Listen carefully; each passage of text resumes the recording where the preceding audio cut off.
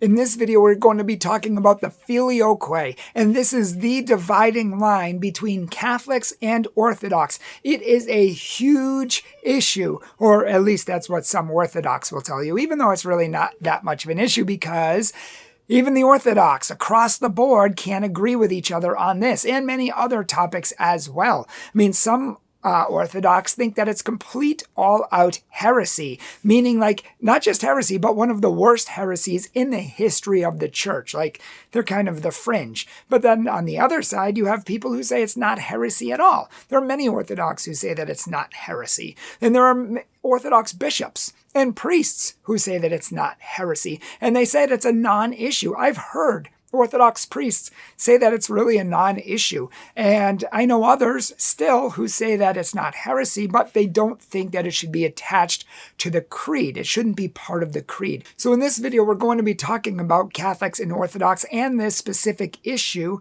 the dividing line, many of the problems that some of them have, and the real truth behind this issue.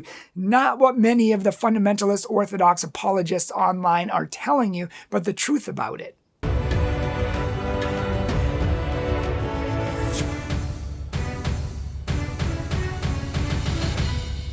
Hello everyone, my name is Bryan Mercier, president of Catholic Truth, and I'm so excited that you are here with us today. We want to help you to know your faith, love your faith, and live your faith. Catholic Truth is a place where anyone, anytime, from anywhere can come to know exactly what the Catholic Church teaches and why. Check out our social media down below and make sure to follow us. So many Orthodox don't think this is an issue. Many Orthodox don't even have a problem with this, especially since the Eastern churches were in full communion with Rome and the Catholic Church from the earliest centuries when Rome was teaching this. I mean, this teaching goes back to the earliest days of Christianity, the early church fathers, and East and West were combined as one, and nobody had a problem with it. You didn't hear any stink about it, not a peep about it, because nobody had an issue with it. Nobody thought it was heresy. Nobody from East or West had an issue with it until the 8th century, probably the 9th century with Photius and the Photius schism, which we'll get to in a second. And by the way, if you don't know what the Filioque is, that's where the Father, Orthodox say that the Holy Spirit proceeds from the Father, and the Catholic Church says the Holy Spirit proceeds from the Father and the Son. The Catholic Church has a much deeper understanding of the Trinity itself and of the Holy Spirit.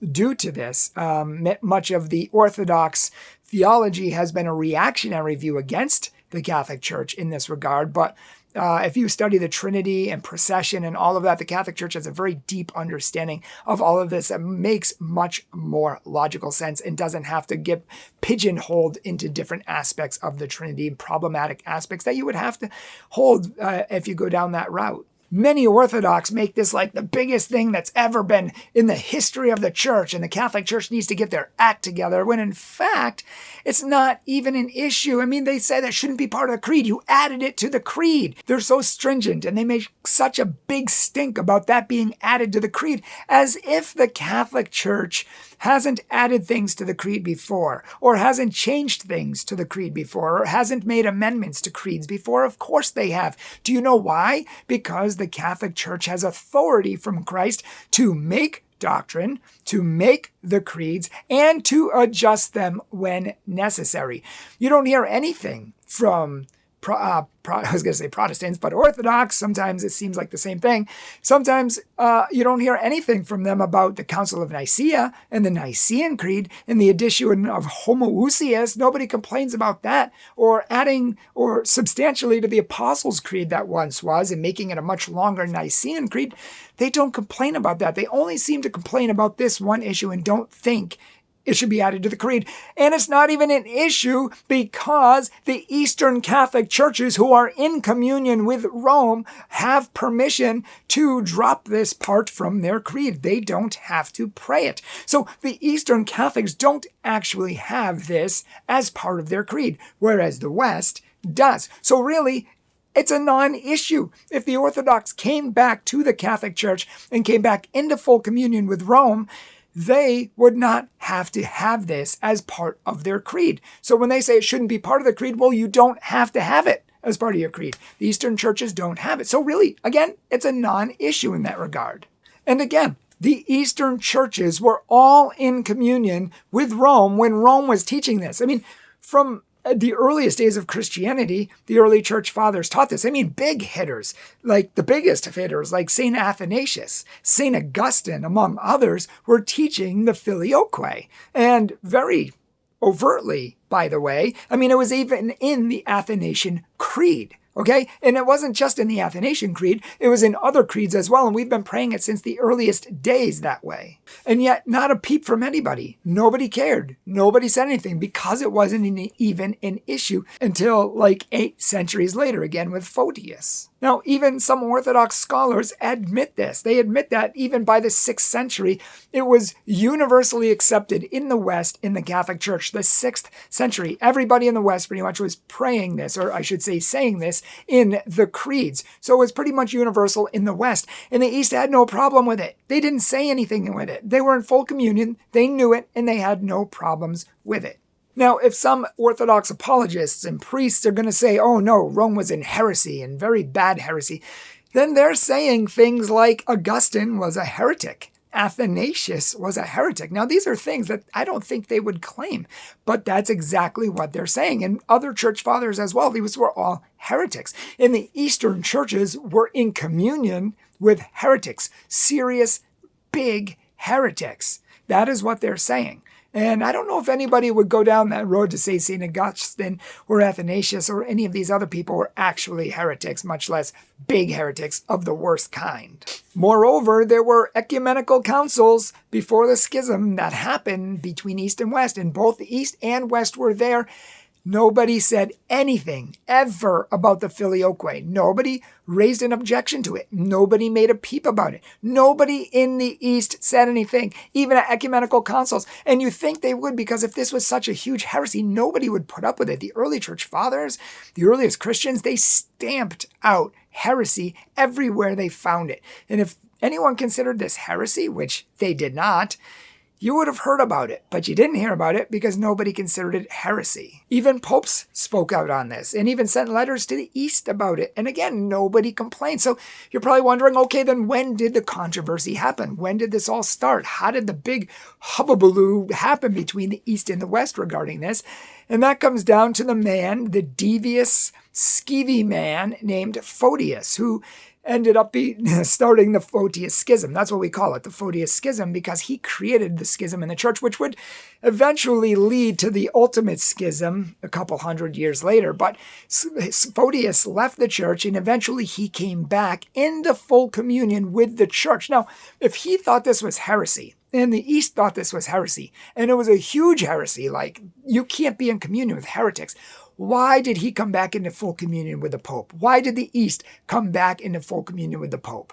So 8 centuries later, this shows that the Orthodox changed their mind on the topic because it was a non-issue before. Nobody cared. Nobody thought it was heresy. And then suddenly somebody thought it was heresy. They changed their mind on the issue, not us. And how did this happen? Photius was a scholar. He was brilliant. He became a patriarch eventually in the East. And even though he was brilliant, he was also skeevy. He was also devious. He was dubious. I might even say evil in some ways. I mean, he created a schism, for crying out loud. When the Pope sent letters to the East, he changed all the letters before giving them to the patriarchs and the bishops and the people over there. He changed the letters. I mean, who does that unless you're super devious? He was removed from his office twice. I mean, this just tells you a little bit about who he is. I mean, Warren Carroll, in his 6th-volume set on the history of Christianity, goes into a deep dive on the Photius Schism, and it's very interesting, actually. But he's the first one to make a big stink about it, and he's the first one to raise his voice about it. When he found out that the West was praying it, and reciting it and believing in it, he had a tizzy fit. I mean, he just let loose and just opened his mouth and just vented hostility toward the Pope, toward the West, toward Rome, toward everyone. He basically said that they were like the worst people and should not only not have it in their creeds, but they shouldn't be believing this at all. It's not really our intention to go into the schism here, but Just long story short, a whole war ensued between the East and the West, and he even tried to condemn the Pope. He tried to condemn all of Rome, the whole Western Church. I mean, he was trying to take it all down with him, even though nobody before him had a problem. And part of the problem of his problem is that he didn't have a full understanding of the Filioque from the Western point of view. He had only limited information and misinformation about what the West believed. But a lot of the evil and rebellion between the East and Rome, that's where it started, was here. And that's the tragic part of it, is that he didn't even have access to all of the information. He didn't even have correct information, which is probably why it sounded bad to him. And this whole thing could have been settled if he had the full, updated, correct information on it in the first place. But the bottom line is eventually he came to his senses, and eventually he came back into full communion with Rome and the Catholic Church, and they were one again. There was one church. Now, he never, ever would have come back into the union with the Catholic Church if, number one, it was heresy, and if, number two, he understood what it was in the first place. Because it's not heresy. I mean, everybody knows that it's not heresy. It's biblical, and it's historical. Now, many Orthodox apologists uphold Photius as if he's Jesus himself. I mean, they love him. They say, oh, well, the Catholic Church was teaching heresy, and then a man named Photius finally came out and took care of the Catholic Church and called out their heresy. And same Protestant arguments. It's literally the argument that Protestants make, that the Catholic Church was teaching heresy, and finally Luther came out and saved them and called out the Catholic Church for its heresy, and God waited 15 centuries to make this happen, and God waited 8 centuries to make this happen. It just doesn't make sense. Yes, sometimes we put things in our creeds or, make it doctrine or dogma at certain points, but it was believed long before then. Like many Marian doctrines were codified at some point in place in history. And some Protestants will say, well, see, the Catholic Church invented the Assumption in 1956, or they invented the Immaculate Conception in 1871, or blah, blah, blah. When in fact, the Catholic Church believed these things back to the earliest Christians, but it was never doubted before then, and therefore it never needed to be codified or put into doctrine or dogma before then because it wasn't doubted. Same thing with the Trinity. People like the Trinity wasn't invented until the Council of Nicaea in 325, when in fact it was believed long before 325. It was just made official at 325 because that's the first time it was doubted. And the Catholic Church has done this down through history and has the authority to do this down through history. She has the authority to do these things. I don't think that's something that some Orthodox understand. In some ways, I feel like they're very much like Protestant. They have a very much Protestant mindset. The church can't. The church can't. The church can't. Yes, the church can. And the church always has. That's why we've always had the authority to have ecumenical councils, whereas the Orthodox churches, ever since they broke away, they haven't had even one because they don't have the authority to do so. And when they have problems in their churches, they don't have any way to solve them because they have no central authority. And they have major issues and schisms going on as we speak with no way to solve them. So to summarize, when Orthodox claim that this was a novelty of the 9th century, or some say the 11th century, it was not a novelty because it goes back to the earliest Christians and has always been taught. This is very important for anyone who cares about church history and the teaching of the church. Second, is the Filioque heresy? No, it's not, because it's always been taught in the church, and majority of all Christians throughout all history, nobody says it's heresy except for some Orthodox, not even all Orthodox. And we read in John 14:26 that the Counselor, the Holy Spirit, whom the Father will send in my name, he will teach you all things. Now, of course, we believe that the Holy Spirit proceeds from the Father, obviously, but we don't agree that he proceeds and must only proceed from the Father alone. In John 15:26, Jesus himself says, when the Counselor, the Holy Spirit, comes, whom I shall send to you from the Father, even the Spirit of truth who proceeds from the Father, he will bear witness for me. So notice that Jesus specifically says, he proceeds from the Father, which we all agree with. But he also says that I shall send you the Holy Spirit, meaning that Christ can send the Spirit too, the Father and the Son. Likewise, Jesus goes on to say that nevertheless, I tell you the truth, that it is to your advantage that I go away. For if I do not go, the counselor will not come to you. But if I go, then I will send him to you. So again, John 16:7, he says again that he's going to send the Holy Spirit. So Jesus is sending the Spirit, even though it ultimately comes from the Father and the Son. So it can be both, and it doesn't have to have this rigid understanding that it's only from the Father alone, as some Orthodox claim. Lastly, in Revelation 22, and this you can find in the Catechism of the Catholic Church, it says it's talking about the Holy Spirit, who is seen as the river of life, and obviously the life of God. And the Bible verse in Revelation 22:1 says this, that he showed me the river, the water of life, bright as a crystal, flowing from the throne of God and from the Lamb. And again, that's Revelation 22:1. So there's multiple scriptures in the Bible that attest to the Holy Spirit coming from the Father, but also coming from the Father and the Son. So this is not heresy. Again, even many Orthodox know that it's not heresy. I might even say a large number of Orthodox don't think it's heresy. Even though they don't think it should be added to the creed, they know that it's not heresy. So these real extremist, fundamentalist apologists on the Orthodox side who are saying it's the worst heresy ever, they are in the very tiny, teeny weeny minority down through history because nobody believed that. And there's so much more that I could say on this teaching, but I just wanted to give a little overview of the issue, of some of the disagreement, some of the things that people say.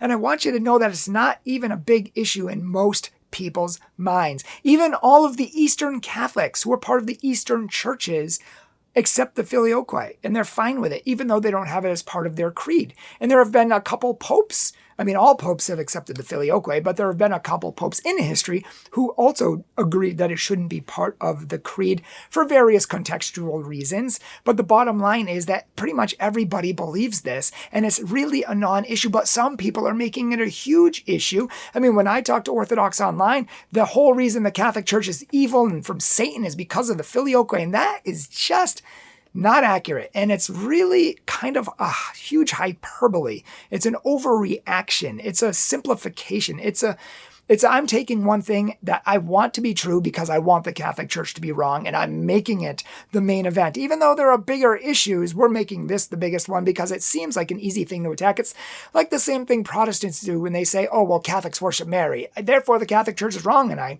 comfortable being Protestant. Well, they don't even look into it. They don't even talk about it. They don't even understand it, nor do they care to. And many of the Orthodox people who teach this haven't actually studied the issue. And I really want to challenge you to go back and read the early fathers, to go back and read the earliest councils, to read the papal statements that he even sent to the East, and many other things. Study the history on this, and you will see that it's not what some Orthodox apologists and priests are making it out to be. Thank you so much for watching this video today. We really appreciate it, and we really hope this has helped to clarify this topic, and we hope that you will help us by sharing it and putting it on your social media platforms, sharing it with people you know, and with pretty much everybody you know. Please also like and leave a comment. We would love to know what you have to say. We'd love to know your comments as long as they're respectful and loving. And if you would like to join our family and our team, help us to grow, help people out there to get the truth that sets them free, please support our ministry on PayPal and Patreon below. And lastly, please follow us on social media if you would like to. And if you would like a Catholic speaker, check out our website at catholictruth.org. God bless you all.